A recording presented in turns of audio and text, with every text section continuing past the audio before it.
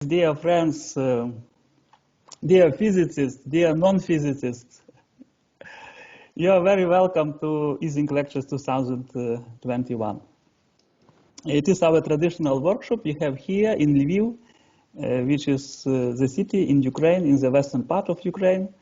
And so far, always we had this meeting each other in persons. And this year it is the first time we have it online, which is of course big disadvantage.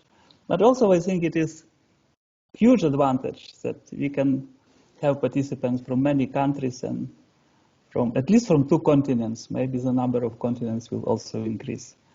For those who are here for the first time, who are with us for the first time, may I say several words about the history of the Ising lectures. We started this initiative in Lviv in 1997 to congratulate to congratulate Ernst Ising on the occasion of his birthday.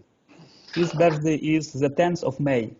So we made the meeting, there were talks during this meeting, and we sent the greeting to Ernst Ising.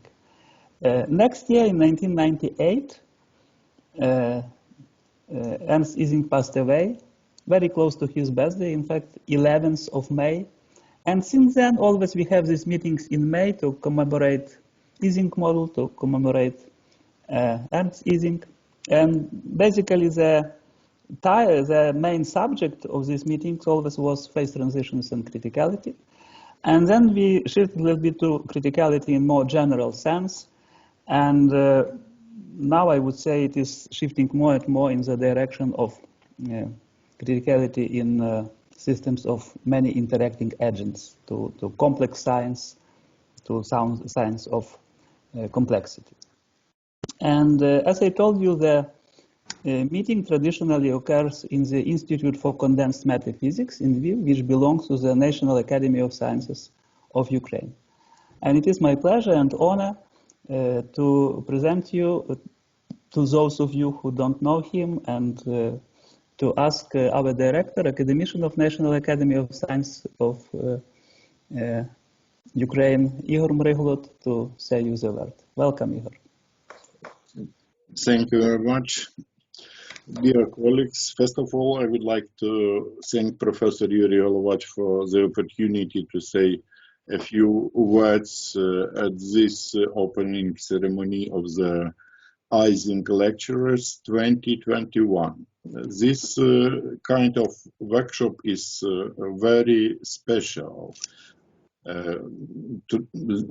During this workshop, among us are the Professor Sigismund Koop, who actually presented the idea of this kind reading, and Thomas Ising, who supported the Ising workshop in every way.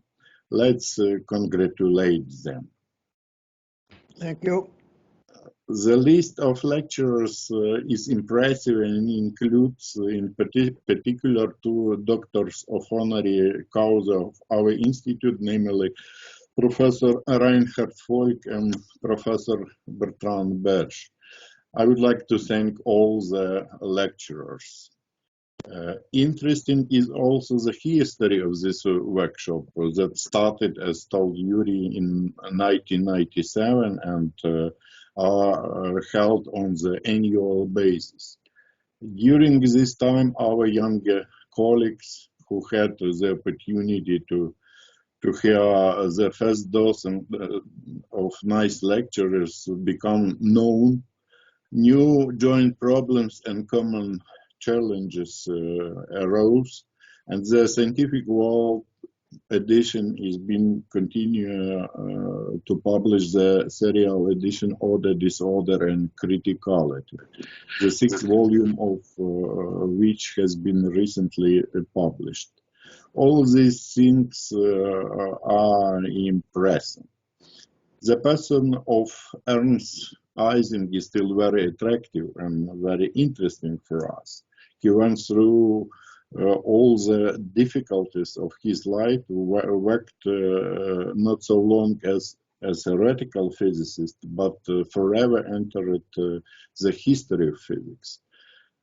For example, a search of the world's Ising model in Google Scholar yields about 500,000 links. I want to wish success to Ising lectures and the lecturers. I would want to wish good impressions from the Ising lecturers to our young colleagues. I would like to thank the organizer for their nice work. Good health to all of you in our non-simple times, and good luck. Thank you very much. Thank you very much, Igor. Thank you. We have the unique possibility now because it is Ising lectures, and never so far Ising spoke at our lectures, although at every lectures in a way we speak about Ising. So we have here, as already was told to you by Igor Brilot, we have here Thomas Ising, son of Ernst Ising. And Thomas Ising, in fact, he studied physics, and he studied physics in Massachusetts Institute of Technology. But he did his doctorate in economy, and today he is very special also because for him it is the most, I believe, the most early hour when he started these lectures for him. He is in the United States, and it is very early hour. So thank you very much, Thomas, that you always are in contact with us when we do these lectures. And thank you very much that today you are in person here, and I give you the word. Thank you. It's very nice to be here and join all of you. I thought that I'm in Chicago, near Chicago, in Homewood, Illinois, in the United States. I thought I would talk a little bit about how my father had the ability to go to college and become a physicist. Most of you have read what I wrote 4 years ago, so you know a lot about him already. A couple of years ago, I found a book. I was cleaning out my basement, and I found this very little thin 32-page book attached to some other book, and I picked it up, and it said Philip Freudenberg. It's only 32 pages long. And I said, I've heard this name. I have no idea who he really is. Who is Philip Freudenberg? Well, it turns out that Philip Freudenberg is probably the one person most responsible for the fact that my father grew up in a relatively wealthy household and had the ability to go to college. So I thought I'd tell you a little bit about Philip Freudenberg. Philip Freudenberg is the brother of my great-grandmother. There's very little written to him. I looked on the internet yesterday again, and I found very little about him. He was born in 1833 in Bodefeld, little shtetl in Germany, to a Jewish family who were dirt poor. By the time he was 8 or 9, he started going with his father to try to sell, to peddle things. And they would go for a week and come home almost as poor as when they left. And his father said, I wish I had 300 thalers with which to buy enough goods to sell. His father never found the 300 thalers and never did anything. Before he was 15, he was sent to his uncle about 2 days away. He walked with a cow to get there, and another uncle. And the uncle was buying hemp from the farmers, and it was Philip's job to go out and solicit and get as much hemp as he could for his uncle to sell. So they were only interested in making sure that he provided them some muscle. And in order to, he wanted to learn, so he had to privately, secretly hire somebody to teach him, which he did.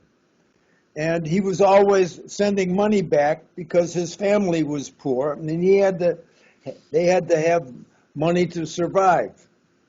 One farmer, luckily, wanted to sell a farm, and Philip said to him, "If you give me a commission, I'll find you a buyer." And he did, and he made a commission.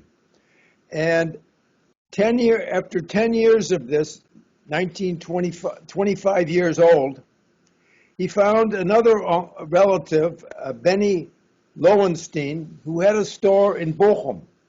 He wrote him a letter and says, "I'd like to work for you." And Benny wrote back, says, "Come here." And Philip's life totally changed. Benny taught him what he knew about running a store. Within 2 years, Benny wanted to open up another store in Aachen, sent Philip over to open it. That store soon outsold the store in Bochum. Benny moved to Aachen and had Philip close up the other store. Also, Philip met other distant relative of Benny's in Brussels, whose sister he ended up marrying 2 years later. And by this time, Philip had saved enough money and opened a little store that he bought in Elberfeld. He struggled for about a year, but he finally got it going. He hired his friend Levi Hirsch and his 2 younger sisters, Johanna and Sophia. And then he started hiring more people, and the store started to grow. Johanna ended up marrying Leo Hirsch. They opened a store in Brussels, and his other sister, Sophia, married Emmanuel Löwe, and they opened up a store that Philip had set up in Duisburg. Philip went on to have 80 people working for him in his store in Elberfeld. He then found that there was a store in Berlin. He always wanted to go to Berlin, and he found this store in Berlin, and they needed a new management. So he came in, took over in 1889, I believe. Within a year, he owned the store. He tore down the building and built a block-long 4-story building, which became the largest department store in Berlin, called Gerson. By the time Philip passed, they were employing 1,200 people. And just to give you an indication, his son, Herman, built a 32-room mansion, which still exists today, and it housed, at one time, the world's largest collection of Van Gogh paintings. Total difference from when Philip grew up. But this is what Philip did, and the store in Duisburg was later known as E. Löwe, formerly Philip Freudenberg. This is where my grandmother grew up, and her brothers and sisters. They grew up in a relatively luxurious lifestyle. They married doctors, lawyers, and other people, shopkeepers, like my grandfather. My grandmother, Tekla, tells of the store having a table set for 40 people. So they were very affluent.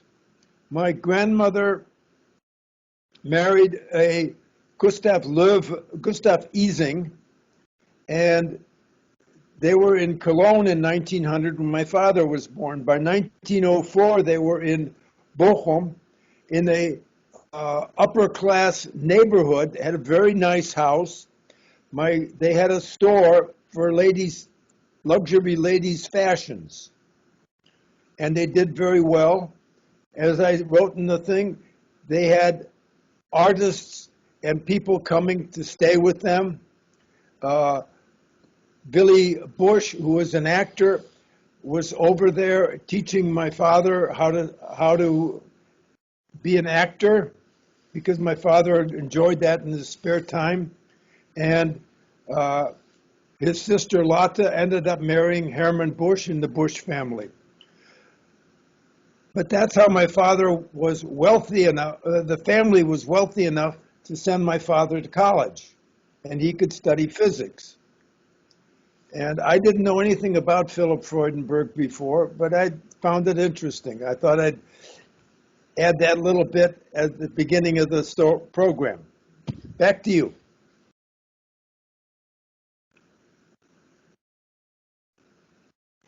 Thank you. Thank you very much for this wonderful story. Thank you.